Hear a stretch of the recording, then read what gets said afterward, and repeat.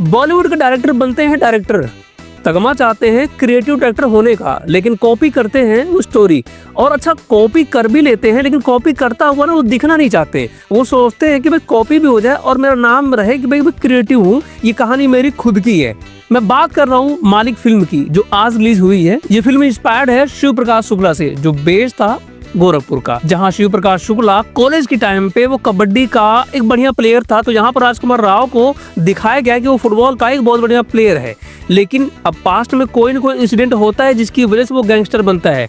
शिव प्रकाश शुक्ला की लाइफ का जो वो इंसिडेंट था वो था कि भाई किसी कारणवश वो उसकी बहन को किसी ने हाथ पकड़ लिया तो उसने उसका मर्डर कर दिया, उस वजह से वो गैंगस्टर बन जाता है। लेकिन यहाँ पर पहलू को क्या दिखाया कि उसके बाप को किसी ने मारने की कोशिश की, अब उसकी वजह से गैंगस्टर बन जाता है ये। अच्छा, हर गैंगस्टर की आखिरी मंजिल मौत होती है, अब उसके बीच बहुत सारी चीज होती हैं, लेकिन यहाँ पर क्या है कि जो इंसिडेंट था क्राइम का कुछ कुछ उठाया है और बाकी डायरेक्टर ने खुद अपना कुछ लिपापोती की है। और इस फिल्म में दम इसलिए होता है क्योंकि राजकुमार राव इस कैरेक्टर को बढ़िया पकड़ता है। गैंगस्टर की जो लाइफ होती है बढ़िया से ऑब्जर्व की है, यूपी की एक्शन से लेके क्राइम को एग्जीक्यूट करने का हर एक चीज बढ़िया से पकड़ा है। तो वहीं पर साइड के कैरेक्टर भी हैं जिन्होंने बढ़िया रंग पकड़ा है यूपी का, लेकिन ओवर शेडो हो गए हैं राजकुमार राव से। मानुषी चिल्लर का जितना भी समय था उन्होंने बढ़िया पकड़ा है। सपाट एक्टिंग थी, उसमें कुछ करने के लिए कुछ था नहीं। हाँ, इमोशनल एंगल पकड़ने में टोटली नाकाम रही।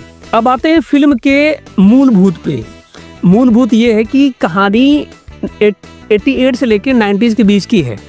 अब उसमें बाहुबली गैंगस्टर, एक गैंगस्टर जिसकी पिछली लाइफ और प्रेजेंट लाइफ दिखाई जाती है, जिसका गति मौत है, लेकिन यहाँ पर मौत नहीं होती। वो आपके लिए सरप्राइज पैकेज, यहाँ पर राजकुमार राव आपके लिए कुछ बढ़िया कर जाते हैं। कहते हैं ना हर फिल्म का हैप्पी एंडिंग होना चाहिए, तो यहाँ पर हैप्पी एंडिंग दी है। और वैसे देश के किसी भी गैंगस्टर की हैप्पी एंडिंग नहीं होती, उसकी एंडिंग ही उसकी एंड होता है। आप जानते हैं फिल्म का पहला पॉजिटिव एस्पेक्ट्स क्या है? इसका पहला हाफ जो भी आपको देखने को मिलता है, पहले हाफ में थोड़ा बहुत देखने को मिल जाता है, लेकिन दूसरा हाफ आपको थका देगा।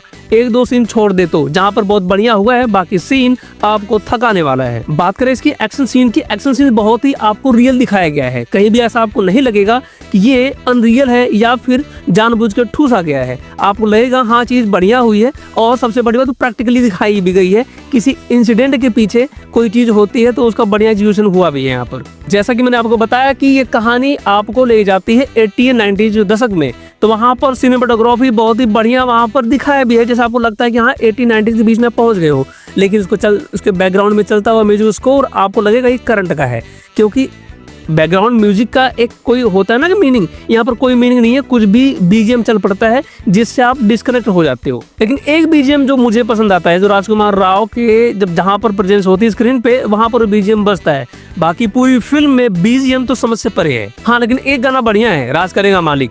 इस फिल्म की सबसे बड़ी ताकत राजकुमार राव की एक्टिंग है। हाँ, दो राय नहीं है कि इसमें मजे हुए कलाकार हैं। सौरभ सचदेवा, सौरभ शुक्ला, ये एक्टिंग के मामले में ये धुरंधर हैं। लेकिन हैरानी की बात तब होगी जब आपको ये देख के मजा आएगा कि एक सौरभ शुक्ला कहाँ पर है और राजकुमार राव कहाँ पर है। राजकुमार राव अपनी एक्टिंग से सौरभ शुक्ला पे ओवर शेडो कर जाता है। और कहते हैं ना कि लिखा गया कुछ ढंग का और ऊपर प्ले करने वाला जो एक्टर है वो भी ढंग का हो, तो भाई साहब वो चीज बूम करती है। तो यहाँ जहाँ भी प्रेजेंस हुई है राजकुमार राव का, वो सीन बूम करती है। अब आप बोल रहे कि मैंने आपका पॉजिटिव एस्पेक्ट आपको बता दिया, तो इसका नेगेटिव पहलू क्या है? इसका नेगेटिव पहलू है सेकंड हाफ के बाद धीमी पड़ गई स्टोरी, जो कुछ देर चलने के बाद वो अपनी जगह से भटक जाती है। और तीसरी सबसे बड़ी कमी पता क्या है?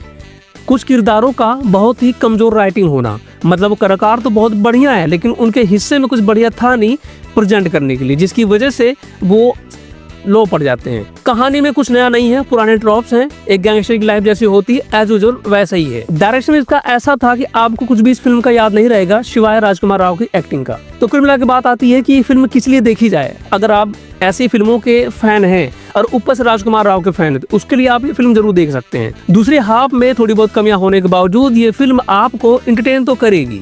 इस फिल्म को एक बढ़िया फिल्म बनाने से रोकती है इसका डायरेक्शन। अगर डायरेक्शन और स्क्रीन राइटिंग बढ़िया होती और उसके थोड़ा सा और स्टोरी में थोड़ा और दम दे देते, कहानी और भी बढ़िया हो जाती, फिल्म जिससे और भी बेहतर उभर के आती। फिल्म को ए सर्टिफिकेशन मिला है। राजकुमार राव उसमें कुछ ब्रूटल करते हुए दिखाई देते हैं, इसलिए अगर आप फिल्म देखना चाहते हैं क्योंकि राजकुमार राव और यूपी की माफियागिरी, तो उसके लिए आप फिल्म जरूर देख सकते हैं। बाकी चैनल को सब्सक्राइब करो, अब मेरे कहने से क्या ही फ़र्क पड़ेगा, मन करेगा सब्सक्राइब कर लोगे, नहीं मन करेगा तो नहीं करोगे। बाकी मिलते हैं फिर किसी और वीडियो में, तब तक नमस्कार, जय हिंद, वंदे मातरम।